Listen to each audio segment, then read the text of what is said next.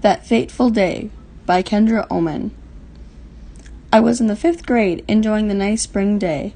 The temperature was in the 60s, and I was getting excited about being able to go to the carnival with my friends from school. I was excited about the carnival because it was my first time my parents were allowing me to go to a big event with my friends without my parents. First, my mom and I had to drop off my sister at dance like we did every Thursday, except this Thursday was different from every other Thursday. I was sitting in the passenger seat of my mom's navy blue Trailblazer, like I always did, even though it always caused a fight with my sister. My mom and I were jamming to 97.1, which was the today's hit station in my hometown, on our way home from dropping off my sister at dance. I can still remember the song we were listening to when everything went down. Pocketful of Sunshine by Natasha Bedingfield was on blast, and we were singing at the top of our lungs. On our way home, we were also talking about the carnival that Escanaba was having and how I was going to ride the new pink trick bike there with my friends Lexi, Courtney, and Adriana. Coming down 14th Street, the fastest way to get home, so naturally, it was the road we traveled. We were only 3 blocks from home. My head turned to look at my mom because I would tell her about my plans for the carnival with my 3 friends. Then, BAM!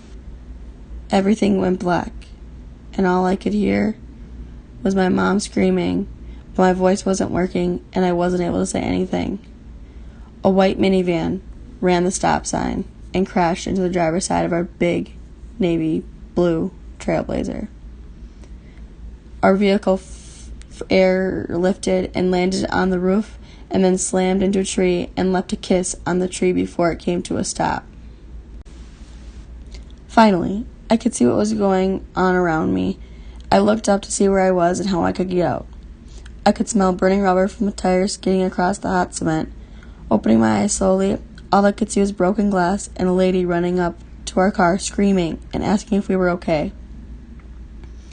I finally came to and looked around the car as I am upside down to see where I could try and exit the car. Finally, I realized that the backseat driver's side window was completely smashed through, so I knew if I turned over, I could crawl on my hands and knees out the back and get myself free.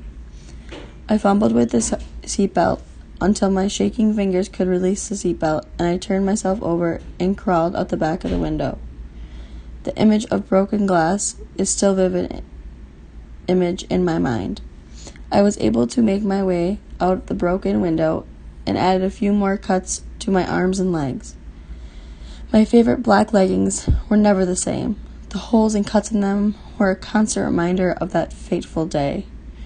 When I was out of the car, I started to walk slowly over to the side by the tree. I could hear the lady who hit us screaming, crying, but I didn't even want to look at her.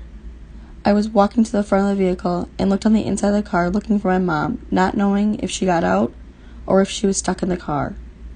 I looked in the upside-down car and saw her in the driver's seat, upside down, just dangling by the seatbelt. Her eyes were not open, and she wasn't moving. The tears were streaming down my face as I was screaming for my mom.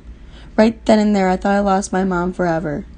Many thoughts went through my mind about stuff you do with your mom, like my wedding day without her, who I'd go to advice for, how others would look at me differently, how my children would grow up without a grandmother, and all the sentimental stuff and fun stuff a daughter does with her mother.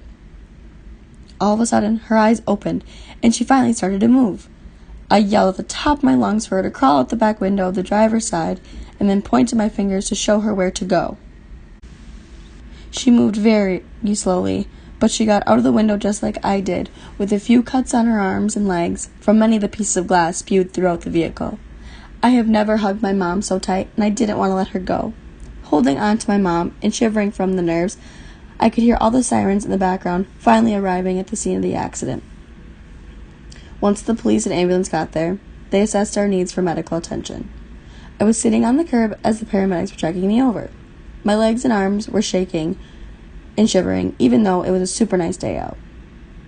After a quick check, we told the paramedics we were fine, just a little shaken up. I would never let go of my mom. A bunch of cars kept going past the scene of the accident and slowing down to see what was going on. One of our family friends ended up riding past and stopped to see if we were okay. I was still shivering, and our family friend gave me her coat. I once again started to cry because I couldn't believe what happened. After the paramedics were done checking us out, I would have never believed that the only thing wrong with the both of us was a couple scratches on our legs and arms, and we both didn't even have to go to the hospital. My dad came and picked us up, and we went back home. Before we all got in the car, I looked over on the ground by the driver's side of the car and saw that there was a cross made from the Palm Sunday palm laying on the road. I picked it up and handed it to my mom and said, "This is the reason we are both still alive, and the only thing wrong with us is a few scratches. I love you, Mom." We both started to cry tears of happiness because we realized how lucky we were that we were standing there together still alive. When we had to go home, I didn't even want to get in the car, and we were only going 3 blocks. Going home, my mom, dad, and I squeezed into my dad's small white S10 that only had 3 seats. I was sad that I had to go home because that meant I didn't get to go to the carnival with my friends, but at the same time, I was exhausted and just wanted to go home and relax with my family. Once I got home, my mom and I had to stay up for at least another 7 hours because the paramedics wanted to make sure that we both didn't have a concussion. Staying up those 7 hours with my mom felt like no time at all, and we talked about things we never talked about before. Because almost losing your mom, you never realize all the things you never asked her. We talked about her childhood, her wedding day, my future wedding, and all those girly things some girls may never get to ask their mom. That day, I thought I was going just to do the normal thing by bringing my sister to dance, going to hang out with friends, and just relaxing. But it ultimately was a very different day. I thought I lost my mom and could have possibly lost my own life. For the longest time, my mom and I both avoided 14th Street because we both had a fear of being hit again. Even when cars come to a hard stop at any stop sign, anywhere, I get nervous, and I tend to slow down just in case the car does not stop at the stop sign. If I have a passenger with me, I have the habit of putting my arm out across their chest if I think another car is going to collide with mine. Today, my mom and I disagree from time to time, and sometimes I get upset with things she wants me to do. But I always have to look back on this accident and have to remember that my mom could not be here today. It has made me realize how precious life is and that we really need to live life to the fullest, enjoy our time with our family and friends.